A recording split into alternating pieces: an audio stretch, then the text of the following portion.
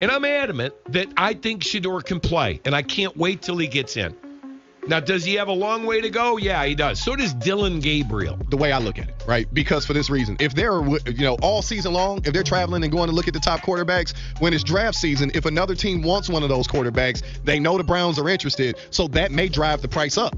Because they're going, oh, man, you've been to all the you already know they want it. Right. Yeah. So if you didn't see them around, you might be looking like, okay, there's 3 quarterbacks on the board. Well, they haven't even gone and seen 2 of these guys. Right. So I know they're not interested. Let's not make a move. Right. So I think this is chess instead of checkers. The commercial hit like a lightning strike across the football world. Shedeur Sanders stepping into the spotlight with Dillon Gabriel in a partnership no one saw coming. Within hours, clips from the ad were spreading across every platform, forcing Nike into the uncomfortable position of reacting rather than leading. What was supposed to be another quiet preseason suddenly turned into a branding battle, with Sanders proving he can command as much attention off the field as he does on it. TV ratings spiked 26% across regional sports networks the moment Shedeur Sanders' commercial with Dillon Gabriel started trending, a clear signal that fans were tuning in not just for preseason football, but for the storylines surrounding these quarterbacks. What made the ad so disruptive was its scale, nearly 5.8 million views across YouTube, Instagram, and TikTok within its first 2 days, dwarfing the numbers Nike typically sees when rolling out traditional campaigns with rookie athletes. This wasn't just a commercial. It was a carefully timed move to seize cultural ground right as NFL preseason narratives were forming, with Sanders and Gabriel positioning themselves as not only competitors on the Browns roster, but also as marketable personalities brands can't ignore. For Nike, the panic wasn't about the quality of the ad, it was about control. For decades, Nike has dictated the terms of athlete endorsements, building stars under its umbrella and ensuring that competitors like Adidas or Reebok never gained significant NFL traction. But this ad flipped the script. Suddenly, 2 quarterbacks, neither of them established NFL superstars yet, were commanding more engagement in a single weekend than entire Nike-led preseason pushes. It raised uncomfortable questions in Beaverton. If Shedeur can drive this much buzz without the swoosh, what does that mean for their grip on the future of NFL branding? The timing was ruthless. Cleveland's quarterback situation was already under a microscope, with Sanders expected to challenge for reps, while Gabriel's role remained uncertain. Rather than competing for snaps in training camp, the two appeared united in front of the camera, projecting brotherhood and ambition in a way that made Browns fans rethink the dynamic entirely. Viewership metrics confirmed the shift. During Cleveland's preseason game, following the ad's release, local TV ratings hit a season high, climbing 18% compared to the previous week. Online, Browns highlights featuring Sanders were shared 42% more than any other rookie quarterback content league-wide. It was no longer about depth chart battles. It was about which quarterback could capture national attention.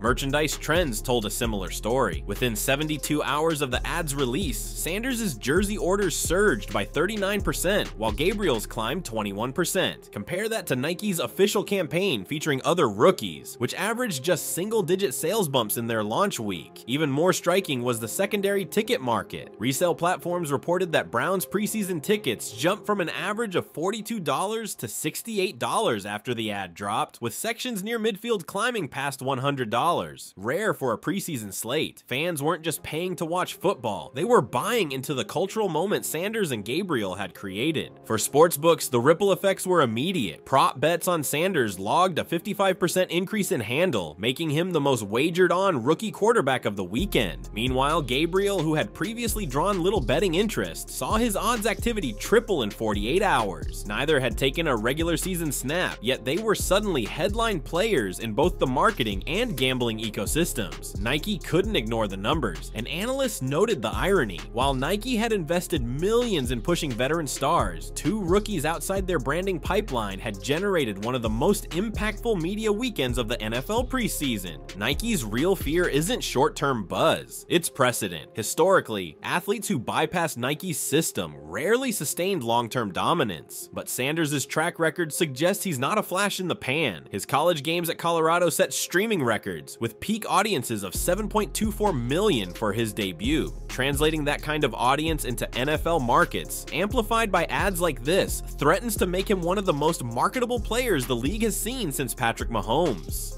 Gabriel, though not the same level of draw, benefits from association, and that creates another wrinkle. Nike risks allowing competitors to build a stable of marketable players outside its reach. In the immediate aftermath, media analysts compared the moment to Steph Curry's rise with Under Armour, a time when Nike failed to secure a future superstar and ceded cultural ground to a competitor. The fear in Oregon is deja vu. Sanders and Gabriel's commercial isn't just a partnership, it's a shot across the bow of Nike's dominance in NFL marketing, and the numbers prove the message landed. For Sanders, this was more than branding. It was a declaration that he doesn't need Nike to validate his star power. For Gabriel, it was a rare chance to step out of Sanders' shadow and attach his name to a campaign that will be remembered long after preseason is over. The timing of this commercial matters more than Nike could have anticipated, because the NFL calendar magnifies every move a rookie quarterback makes. Training camp is supposed to be about competition, film sessions, and live reps, yet Sanders and Gabriel managed to turn a preseason week into a branding spectacle that overshadowed on-field storylines. The Browns are in the middle of one of the most scrutinized quarterback evaluations in years, and while Kevin Stefanski was busy splitting practice reps, the ad united both quarterbacks in a way that shifted fan perception. Instead of asking which rookie would win the depth chart battle, the public narrative began asking how both could coexist as marketable faces of Cleveland football. The measurable effects were immediate. Browns training camp attendance jumped from an average of 3,900 per day in the first week to over 5,200 the day after the ad went live,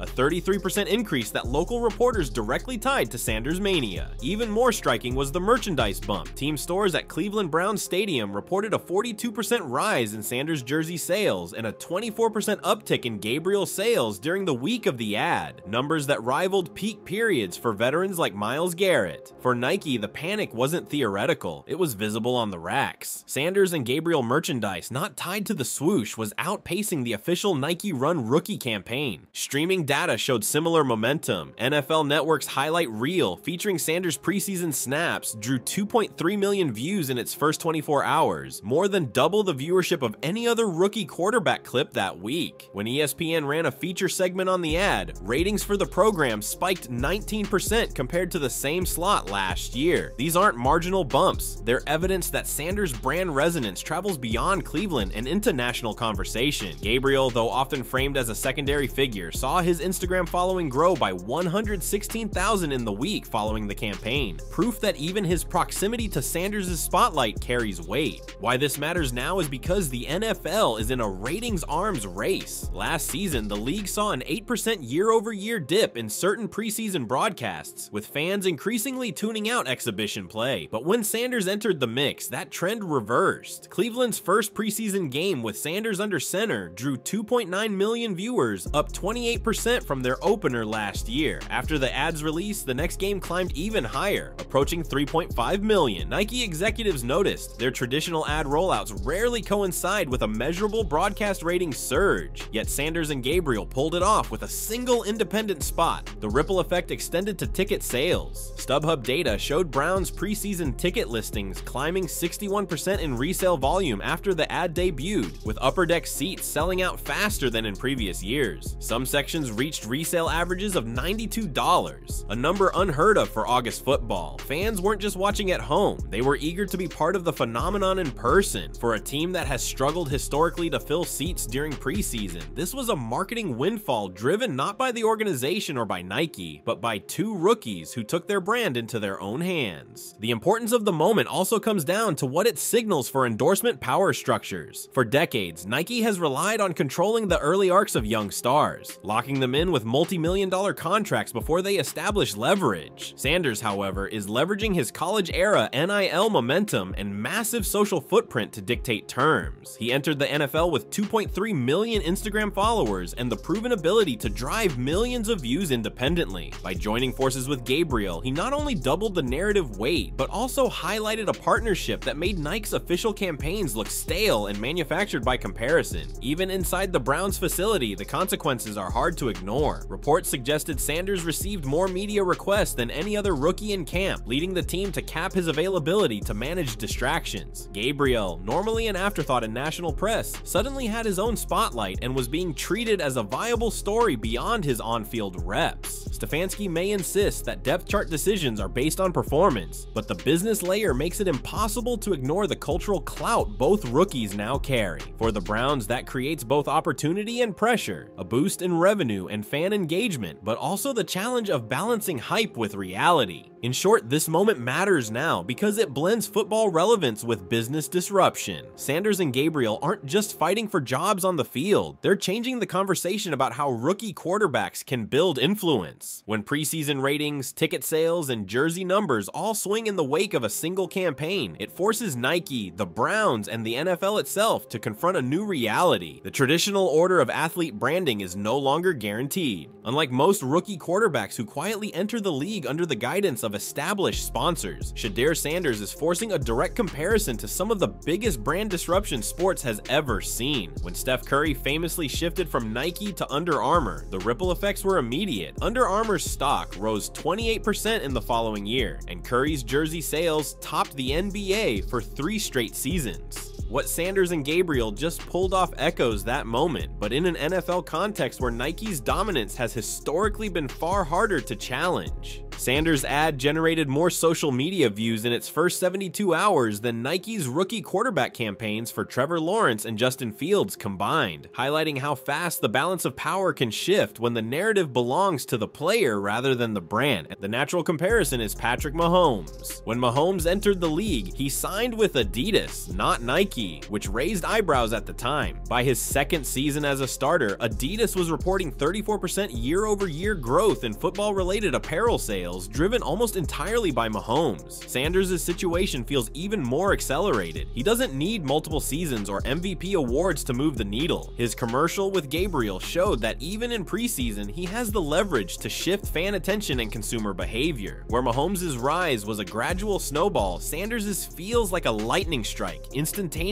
and impossible for Nike to ignore. History also shows what happens when Nike miscalculates. Back in 1984, Nike famously passed on Steph Curry's father, Dell, and downplayed smaller market athletes. That decision didn't sting until decades later, when the company failed to retain his son and lost billions in potential revenue. Sanders could represent a similar blind spot. If Nike assumes Sanders' buzz is temporary, they risk watching him build a brand empire elsewhere, one that could rival the sway of any single NFL star in their roster. Even Gabriel's involvement underscores this point. A quarterback without a guaranteed starting role managed to see a 21% spike in jersey sales simply by associating with Sanders in the ad. For Nike, that's a reminder that player-driven narratives can outpace even the most calculated corporate strategy. The comparison to LeBron James also looms large. LeBron's rookie-year partnership with Nike generated $125 million in projected revenue by the end of his first season, setting the standard for how a generational athlete could redefine a brand. Sanders' ad with Gabriel doesn't have the same dollar figures yet, but the trajectory is eerily familiar. Like LeBron, Sanders entered the league with enormous hype, a built-in following, and cultural relevance beyond sports. The difference? Sanders is doing it without Nike controlling the message. If his trajectory continues, the financial impact could approach LeBron-like territory, but with multiple brands competing for his signature instead of one company monopolizing the story. Ticket sales further highlight the contrast. When Johnny Manziel entered the Browns' orbit in 2014, preseason ticket resale values briefly spiked 40%, only to crash once his performance failed to match the hype. With Sanders, resale values surged after the ad release, but showed staying power into the following week, suggesting this isn't just a novelty bump. Instead, it mirrors the steady trajectory of players like Mahomes and Lamar Jackson, whose popularity kept secondary ticket markets elevated season after season. For Gabriel, being pulled into that gravitational orbit provides him with a branding boost rare for a player not expected to start. Perhaps the sharpest contrast comes with Nike's own recent struggles in the NFL space. In 2022, the company poured resources into campaigns around Justin Herbert and Jalen Hurts, but neither generated consistent merchandise spikes outside their home markets. Sanders' independent ad has already outperformed Nike's multi-million-dollar efforts in terms of engagement per dollar spent, simply because the story feels authentic. That authenticity is what made Curry's Under Armour push historic, and what now positions Sanders as a unique threat to Nike's hold on football. All of this sets up an unavoidable truth. Sanders and Gabriel aren't just rookies making noise. They're fitting into a lineage of athletes who forced brands to adjust to them, not the other way around. Nike may still have the resources and legacy dominance, but history shows that once the narrative slips, it's hard to regain. Sanders' ad was a reminder that in the modern NFL, perception and cultural sway can matter just as much as yards and touchdowns. The business layer of this story is where Nike's panic really takes shape, because the numbers reveal just how much money is in play and how quickly the ground can shift when athletes take control of their branding. Nike's dominance in the NFL apparel space has been nearly absolute since 2012, when they became the league's official uniform provider. That contract alone has been worth more than $1 billion. But the real value comes from locking in individual players, turning them into swoosh ambassadors that drive merchandise, add revenue, and cultural reach. Shedeur Sanders' decision to bypass Nike with this commercial, and to do it alongside Dillon Gabriel, undercuts that model at a critical moment. Sponsors are already circling. Industry insiders noted that Adidas, Reebok, and even newer players in the NIL to pro market are exploring deals with Sanders, knowing his college campaigns at Colorado routinely broke through to mainstream audiences. During his debut season at Colorado, Sanders' NIL valuation was estimated at $4.8 million,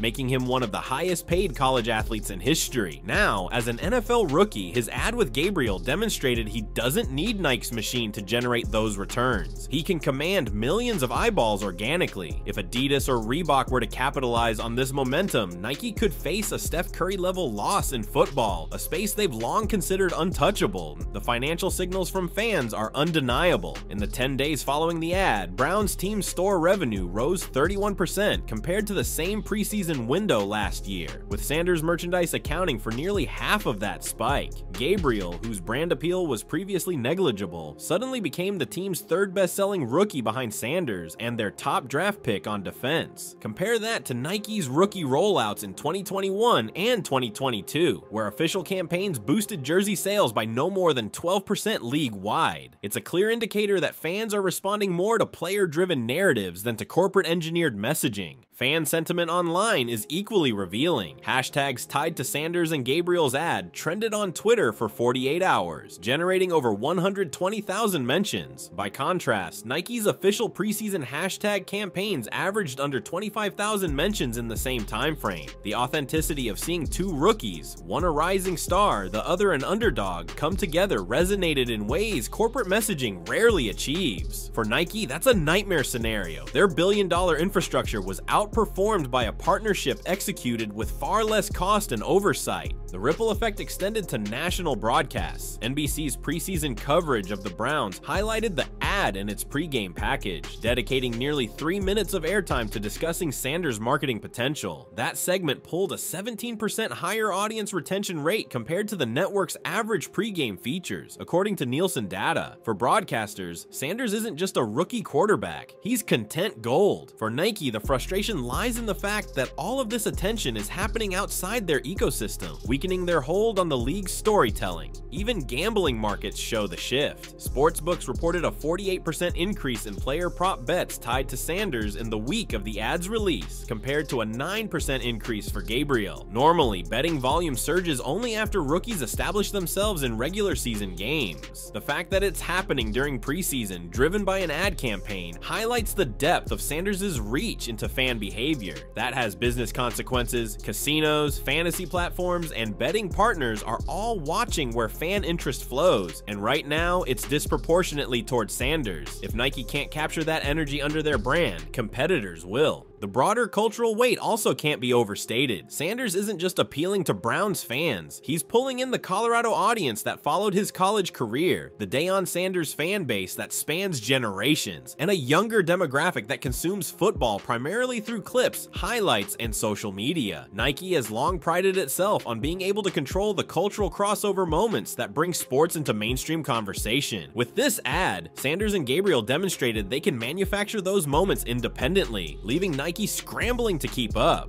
In essence, the deeper context is that Sanders and Gabriel didn't just release a flashy commercial, they revealed the cracks in Nike's armor. The financial numbers, the fan engagement data, and the cultural ripple effects all point to the same conclusion. For the first time in years, Nike doesn't control the narrative around the NFL's most marketable rookies. That realization is worth millions, if not billions, and it explains why panic isn't an exaggeration. Projecting forward, the implications of this ad are massive for Nike, for Shedeur Sanders, and for Dillon Gabriel. If the momentum continues, Nike could face a long-term erosion of its grip on NFL player marketing, because the ad revealed something the company doesn't want to admit. Cultural capital can be built outside their ecosystem. Sanders, who already carries the weight of his father's legacy and the social media following of a star, now has proof that his brand moves markets without the swoosh. Should Adidas or Reebok step in with a lucrative deal, Nike risks watching another Steph Curry situation unfold, losing a generational figure because they underestimated his value at the outset. For Sanders, the trajectory looks like more than just endorsement success. His ability to dominate cultural conversations off the field raises his ceiling on the field too, because the Browns front office can't ignore the business layer when evaluating his role. If a quarterback is driving ticket sales, boosting TV ratings, and selling jerseys at a rate that outpaces veterans, there will be pressure to give him snaps, even if Gabriel or another option is technically more prepared.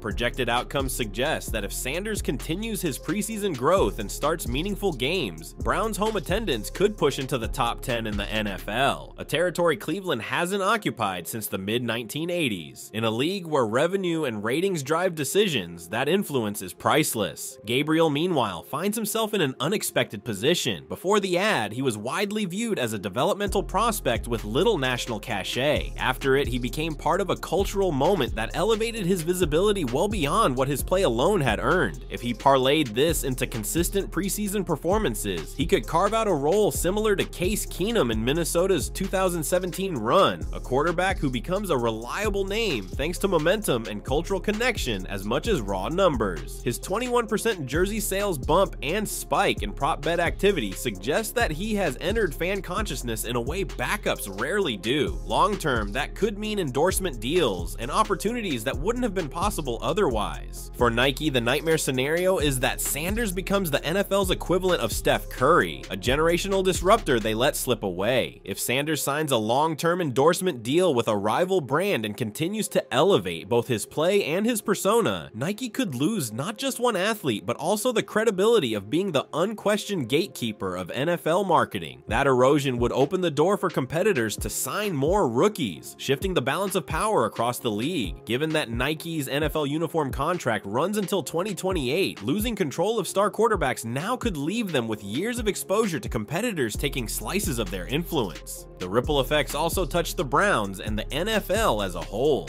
For Cleveland, the rise of Sanders and Gabriel as marketing powerhouses creates a scenario where on-field decisions carry business weight. If Sanders is benched, fan engagement could drop, ticket resale values could dip, and national broadcasts might lose viewership momentum. If he plays, the business engine revs higher, but the risk of exposing him too early becomes real. For the NFL, Sanders represents the kind of crossover figure that networks crave, someone who can boost preseason ratings by nearly 30% and drive social engagement metrics on par with established stars. That makes him a broadcast commodity, one that the league will quietly push into spotlight games and primetime slots. Even beyond football, the future implications tie to culture. Sanders has the chance to position himself like LeBron James, a figure who transcends sport and becomes a central figure in American pop culture. Gabriel, though not in that league, benefits by association, much like Scottie Pippen did in the shadow of Michael Jordan. The ad showed that Sanders is capable of pulling teammates into his orbit, raising their profile simply by sharing the stage. If he continues that trajectory, he may redefine how quarterbacks are evaluated, not just by touchdowns and completion percentages, but by the cultural weight they carry and the revenue they generate. Ultimately, the likely outcome is a shift in power dynamics. Nike will either have to overpay to secure Sanders in the long run, or they'll risk watching him redefine the marketplace outside their control. The Browns will face increasing pressure to align roster decisions with business upside, and Sanders himself will solidify his reputation as not just a quarterback, but a brand architect in the mold of Mahomes, LeBron, and Curry. For Gabriel, the future holds opportunities he never would have had without Sanders' spotlight, positioning him as one of the most marketable backups in recent NFL memory. What this moment makes clear is that Shedeur Sanders isn't just competing for snaps. He's competing for control of the NFL's cultural narrative. In teaming with Dillon Gabriel, he showed that players can bypass the traditional Nike-led system and still command the spotlight, drive merchandise sales, and even move national TV ratings. For Nike, the panic is real because the numbers don't lie. Sanders and Gabriel pulled off in 1 week what their billion-dollar campaigns often fail to achieve in an entire season. For the Browns, it means every quarterback decision now carries a business consequence. And for the league, it's proof that the new era of marketing belongs to the players who can merge performance with personality. The real question now is whether Sanders just set the blueprint for how rookies will seize power moving forward, or if Nike will find a way to reassert its dominance before the balance tips too far. So what do you think? Did Shedeur Sanders just redefine the playbook for athlete branding in the NFL, or is this simply a flash of preseason buzz that Nike will easily smother once the regular season begins?